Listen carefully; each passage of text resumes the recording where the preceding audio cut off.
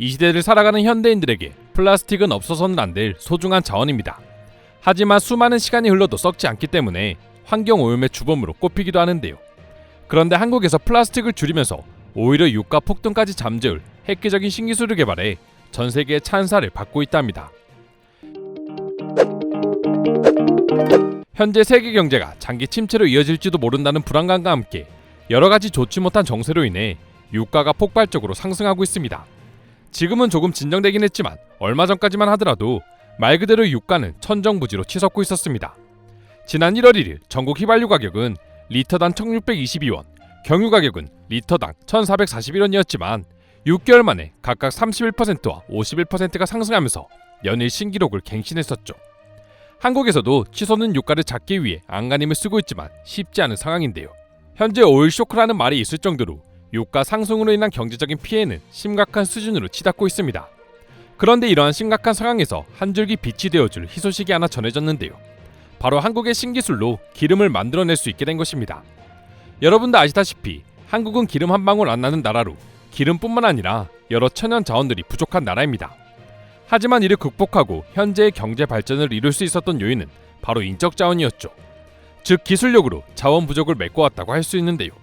이번 유가 사태 역시 한국인들은 자체적인 기술력으로 유가 문제를 해결할 발판을 마련한 것입니다. 그것도 전 세계적으로 심각한 환경오염을 야기시키고 있는 플라스틱 쓰레기와 폐비닐로 기름을 추출하는 기술이었습니다. 농촌 들녘에 버려진 폐비닐부터 일회용 컵 등 일상생활 곳곳에서 넘쳐나는 것 중 하나가 바로 플라스틱 쓰레기인데요. 그만큼 많이 버려지고 있지만 처리 문제로 골치를 앓고 있는 쓰레기들이죠. 이를 해결하기 위해 SK이노베이션 환경과학기술원은 도시 유전 사업 선순환 구조를 완성하는 후처리 기술에 대한 연구에 많은 시간을 투자하고 있었는데요. 폐플라스틱에서 나온 기름을 뜻하는 열분의 유를 공정에 투입하기 위해서는 불순물을 제거하는 후처리 작업이 필수이기에 이 부분에 많은 시간과 자본을 투자했다고 합니다. 열분의 유란 매립, 소각될 수밖에 없는 비닐봉지와 폐플라스틱을 300에서 800도 고온으로 녹여 만든 재활용 원유를 뜻하는데요. 여기에 후처리 과정을 통하면 불순물이 저감되고 끓는 점에 따라 다시 다양한 정제유로 활용할 수 있게 되는 것이죠. 즉 땅에 묻거나 소각할 수밖에 없었던 폐플라스틱을 다시 정제유로 되돌리는 연금술 같은 일이 현실로 벌어지게 된 것입니다.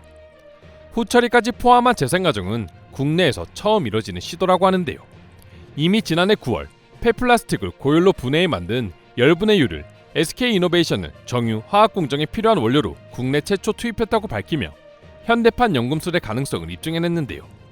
최종 제품 생산이나 설비 등에 문제가 없음을 확인한 것입니다. 이러한 기술들이 상용화 된다면 한국은 엄청난 성장을 하게 됩니다.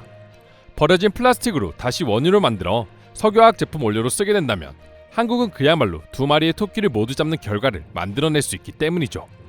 기름 한 방울 나지 않는 나라에서 원유 수입 일정 부분을 대체할 수 있을 뿐 아니라 환경 문제 역시도 해결이 가능하게 되기 때문입니다. 대한석유협회에 따르면 우리나라는 지난해 총 9억 6,014만 7천 배럴, 하나로 약 83조 원에 달하는 원유를 수입했습니다. 이마저도 우리나라 총 수입액 중 약 10.9%에 불과하죠. 하지만 폐플라스틱을 원유로 재활용할 수 있다면 유가를 진정시킬 수 있을 뿐더러 폐플라스틱을 열분의 유로 전환함으로써 탄소 배출 감축까지 이뤄낸다면 한국이라는 나라의 경제적인 가치는 기하급수적으로 높아지게 되는 것입니다. 한국은 전 세계 어느 나라보다 철저하게 분리수거를 하기에 분리된 폐플라스틱 양이 굉장히 많습니다. 해당 공정으로 기름을 만들어낸다면 현재 재활용 효율은 60% 정도라고 하는데요. 즉 플라스틱 쓰레기 10톤을 넣으면 재생유 6톤 정도를 얻을 수 있다는 뜻입니다. 한 해 동안 강원도에서만 나오는 플라스틱 쓰레기만 해도 15만 톤이라고 하니 충분히 미래적인 가치가 있는 일이죠. 더구나 이 기름은 현재도 발전소나 보일러, 농기계 등 산업용 연료로 사용될 수 있고 더 나아간다면 차에 기름을 넣는 것도 불가능한 일이 아닙니다. 실제로 춘천시에서는 이 사업의 성과가 좋을 경우 기존에 매립했던 플라스틱 쓰레기도 다시 파내 기름으로 재활용하는 방안까지 검토할 계획이라고 하는데요. 정말 환경적으로도 경제적으로도 무궁무진한 가치를 지닌 기술이라고 볼 수 있습니다. 그렇다 보니 한국의 해당 기술은 전 세계 여러 나라들로부터 많은 관심을 받고 있습니다. 친환경 에너지 기술 전문 업체 도시유전은 지난 2월 영국의 친환경 솔루션 제공업체 세이비엔과 폐비닐, 폐플라스틱 분해 처리 시스템 수출 계약을 맺기도 했는데요. 도시유전 측은 런던 증권거래소에 상장되어 있는 세이비엔은 페리스 그룹 계열사이며 도시 유전의 설비를 도입하기 위해 이미 영국과 캐나다, 아일랜드에 부지를 확보해 놓은 상태라고 전했습니다. 당시 계약식에 참가한 폭스 화학공학 박사는 도시 유전의 기술은 친환경적이고 경제성을 갖춘 전례 없던 기술이라며 한국인들의 능력에 대한 극찬을 아끼지 않았다고 합니다. 그리고 이 같은 소식은 해외 커뮤니티에도 전해지자 많은 외국인들은 역시 감탄의 반응을 보여주었는데요.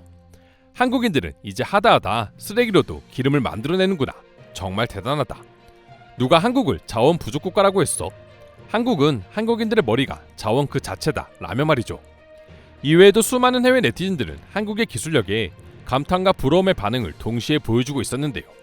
그럼 지금부터 관련 내용을 보고 외국인들은 어떤 다양한 반응들을 보여주고 있는지 더욱 자세히 알아보도록 하겠습니다.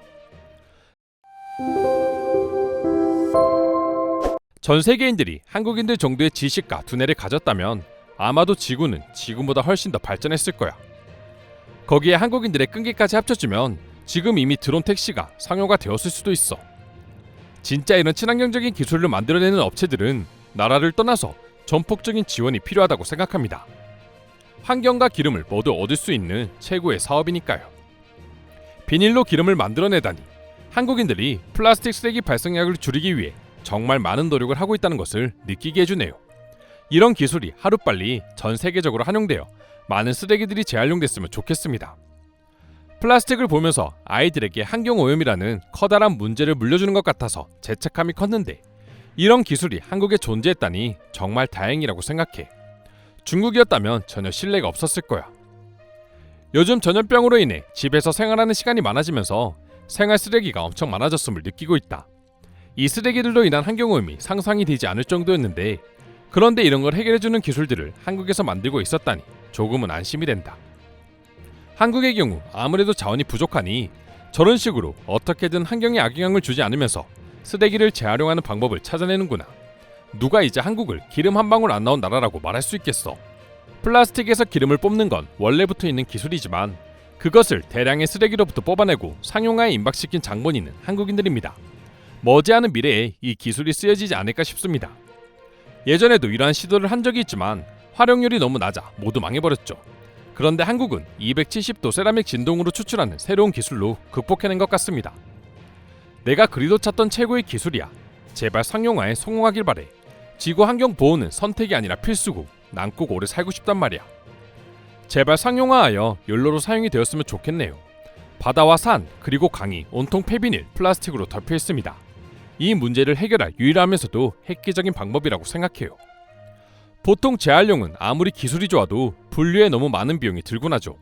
또한 분류 자체가 거의 불가능 수준인 비닐 제품들도 있어서 한계가 있는데 이 기술은 분류에 너무 큰 자본을 쓰지 않아도 된다는 점이 장점이네요.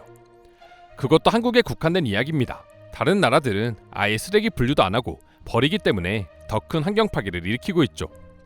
이상으로 한국의 폐플라스틱 재활용에 대한 해외 반응 살펴보았습니다. 오늘도 끝까지 영상 시청해주셔서 감사드리며 여러분들의 구독과 좋아요는 영상 제작에 큰 힘이 됩니다.